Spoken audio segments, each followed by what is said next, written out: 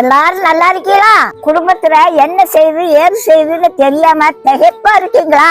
உங்க திகைப்பு எல்லாம் முடிவுக்கு வரப்போகுது. 40 வருஷம் 50 வருஷம் வெளிச்சத்தையே பார்க்காம இருட்டுக்குள்ள இருந்தா எப்படிமா இருக்கும்? சூரியன் எப்ப உதிக்கும் எப்ப வெளிச்சத்தை பார்ப்போம் அப்படின்னுட்டு ஏக்கமா இருக்கும் இல்லையா?